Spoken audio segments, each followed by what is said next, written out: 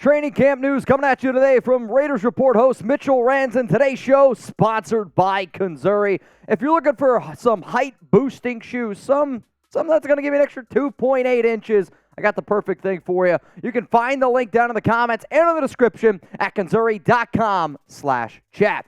So coming up today, we're going to look at everything to know from Raiders Day 2 practice.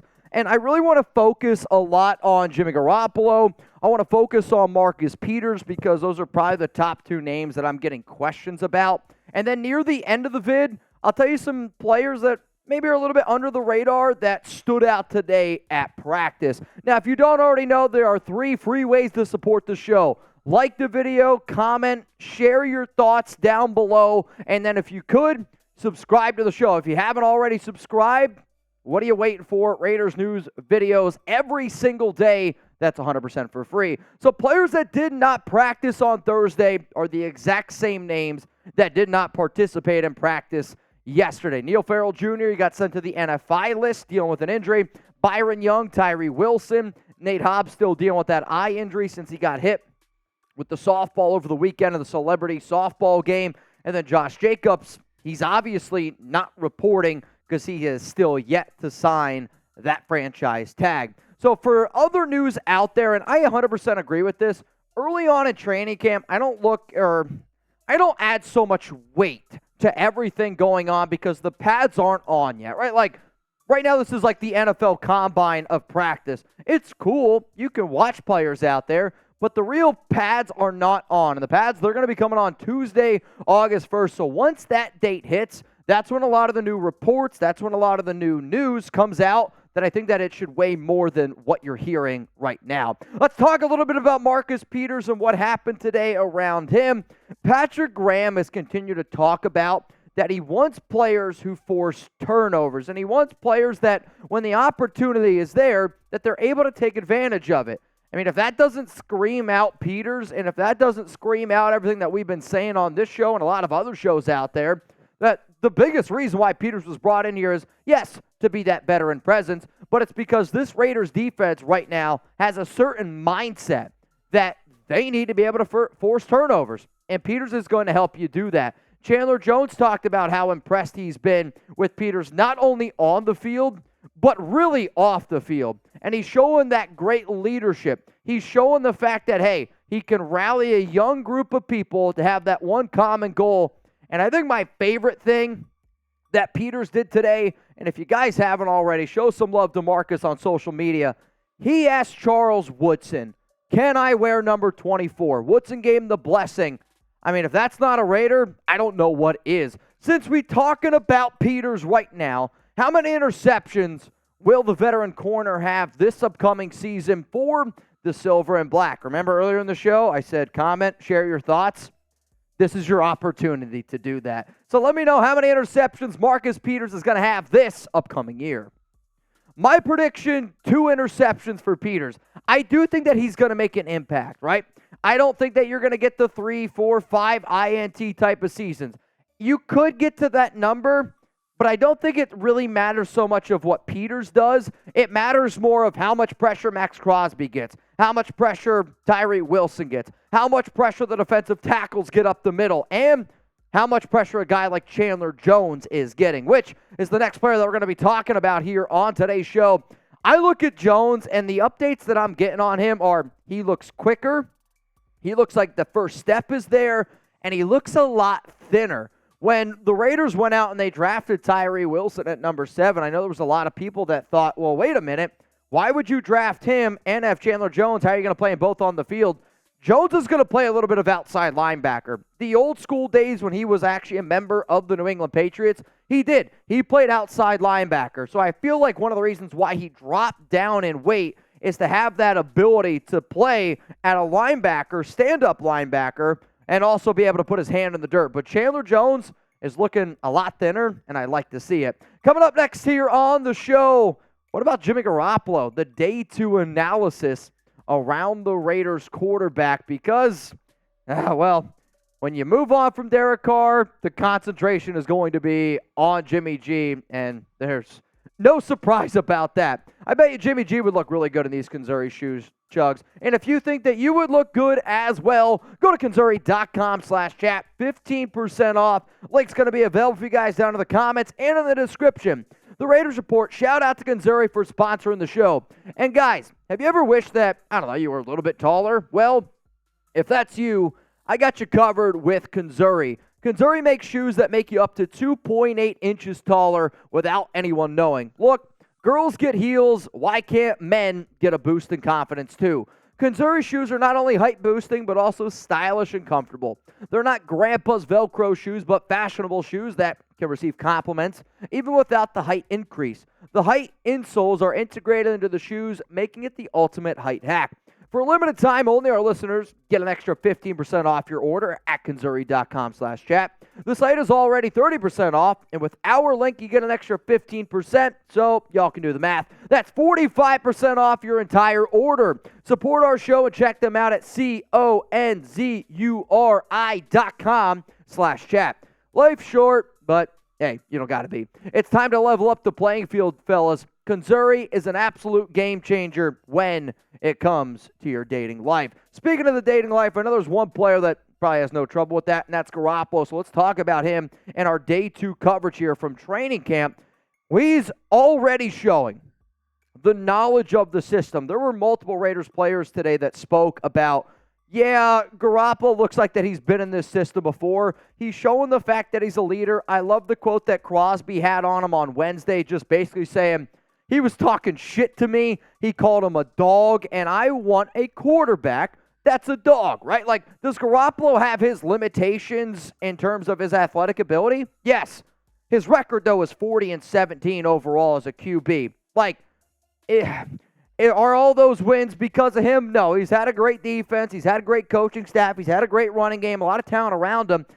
But at the end of the day, the only stat that people realistically look at when it comes to quarterbacks is wins. And you go back and you look at a lot of those games. Like I was talking to our 49ers host here at Chat Sports, and they were like, Garoppolo was clutch. Like he made plays when it mattered the most, right? And Kolton Miller spoke about him and said that he's already got great cadence. He's already calling out the Mike linebackers, and it makes for an easy transition.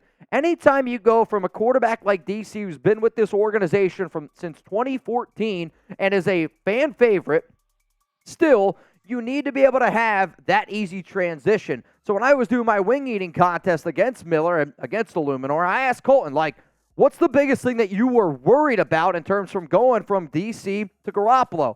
And it's funny, he said the communication from an offensive line standpoint and how easy it's going to be for us to transition since we've been working with DC so closely for such a long time. For Miller to say that seems like he was pretty confident about it after just 2 days, I don't know about you. That made me pretty happy, no doubt about it. Coming up next here on the show, I got 3 under-the-radar players that are impressive. So yesterday, I hit up we'll call him source.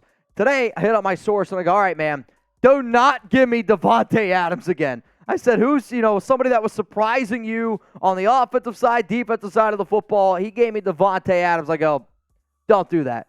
I want under-the-radar players that impressed you today. And he gave me 3 names. The first name that he gave me was Isaiah Pola-Mao in terms of the versatility that he's able to show on the field and the fact of him adding about 10 pounds. Seems like it's a good 10 pounds. And now you have the second year in the Patrick Graham system. I was told that Pola-Mao was a player that impressed him today. Another player that apparently showed out, Luke Masterson, which, I haven't really talked nearly enough probably about Masterson because he doesn't get a lot of attention. He's a quiet player. He did really step up, though, for the Raiders last season when they lost a lot of the depth due to the injuries that they did. But he's not a lock to make this team, despite last year having 59 tackles, despite really showing some of that versatility that the Raiders have been looking for. But it was good to see that he was impressive today. I like to hear that. And then Sam Webb. I was on social media, and social media erupted when Sam Webb got an interception today. And the reason why I laugh and the reason why I smile is because that's what Raider Nation is. Like, Raider fans are so crazy, so into their team, such diehards, that when Sam Webb had an interception, everyone was excited. Why? He's a young guy, UDFA, got some opportunities to play last season. This coaching staff freaking loves him, and he got the very first INT of Raiders training camp. He's not a lock to make the roster by any means, but I was really happy for Sam Webb. And when a player that's that under the radar, like diehard fans that watch this show all the time, they know who Sam Webb is. Your casual Raider fan might not, but the excitement around Webb, that was freaking awesome. So how about this, y'all? You called the shots, not just tune o'clock shots. You know what I'm talking about. Will Sam Webb make the 53-man roster? You could type your Y for yes, or you can type your N for no down below. Sam Webb, is he going to make the 53-man? I'm going to say that there is a 40% chance that Webb ends up making this roster. Does the coaching staff like him? No doubt about it. Is he probably more suited for the practice squad as it stands right now? Yeah, you're looking at that. The reason why I'm going to say it's 40% is because Nate Hobbs is going to make it. Marcus Peters is going to make it. Duke Shelley is going to make it. Jacorian Bennett is going to make it. And if this team keeps 6 corners, well, now you got some questions with Brandon Faison, who's making $3.2 million of guaranteed money. So I think he's going to end up making it. They like Tyler Hall in the slot. That puts you at 6. Are you going to go with a David Long Jr. who you signed a free agency, or could you go with a Webb? If this team ends up keeping 7 corners, it does give him a much better chance of making the roster overall. But there's no doubt, man. I'm going to be pulling for Sam Webb. All right, coming up, more players who stood out today, and we'll just quickly roll through some of these names. I think one of the players that really stood out, and I don't have a graphic for him, was A.J. Cole, because I wonder if what A.J. Cole said today, I don't know if you guys saw it or not, he said something like, we got a really good group of guys in the locker room right now, which I agree with. I've talked to some of the captains on that team, and they said this group that we have this year is a lot better and a lot closer than what it was last year. But he also said that we don't have any divas and there's no drama. Do you think he was taking a shot at Josh Jacobs? I don't know, man. I'm not going to sit up here and say what he did. I'm not going to put words in his mouth. But I did feel like it was interesting. Chugs just said, or a shot at DC. I don't know about that. I'm hoping it's just that they have a really, really close group of guys. All right, let's talk about, though, an update here on Dylan Parham. One of the things Kolton Miller said today that really impressed him is that Parham has grown a lot in the first year.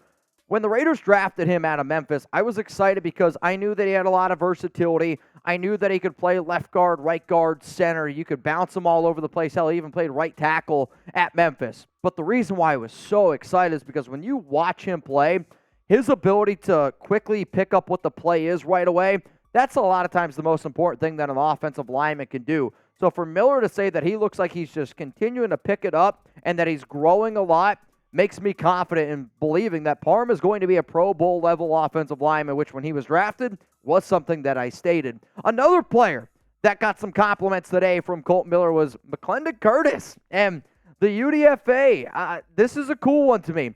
Miller said that he looks mentally sharp, and when you are we'll just say 6'6", 325 pounds, and you're already impressing a guy like Miller, and for those of you that have never met Miller, he's not that easy of a dude to impress. He's very soft-spoken. So for him to go out of his way to hype up both of these young offensive linemen, that tells me that it's standing out to him. So if he's mentally sharp and you can put the mental aspect of the game together, which is really important with Carmen Rosillo, and you put that together with a big body like Curtis, I'm going to continue to keep my eye on him because this is a player that I'm telling y'all, you guys should be watching. Another player that stood out today, Brian frickin' Hoyer, man, which I laugh because, yeah, Hoyer, shout out to them. They are probably helping out Hoyer. Though, I don't even know if I can call Hoyer a short king because he's 6'2". With Kanzuris. All right, I mean, I wish I was 6'2". Chugs is over here calling Hoyer short, but 6'2", right? He had a really good practice today from what it sounded like. He hit Hunter Renfrow on a nice little touchdown pass. There was a lot of fans at training camp today, which I thought was really, really cool to see. But Hoyer, from what it sounds like, had a good day. And then since we just said Renfrow caught a touchdown, it also sounds like Renfrow had a pretty productive day at practice as well. Sounds like the route running is there. Sounds like the technician is the word that I'm going to use because after watching some of the tape last year on Hunter, it almost looked like he was playing a lot more like backyard football scramble. Like, he didn't know exactly where he was supposed to go. And it does look like, okay, the McDaniel system is starting to make some sense for number 13. If you want some more updates on the Silver and Black, you can follow me on Twitter. I just posted a video on IG before I went live that, I'm not going to lie, that shit's getting pretty wild right now. It's around Josh Jacobs. So please hit me up, Twitter, IG, stay up to date. Don't miss any updates around the Silver and Black. And much love to everyone who made it this far in the video.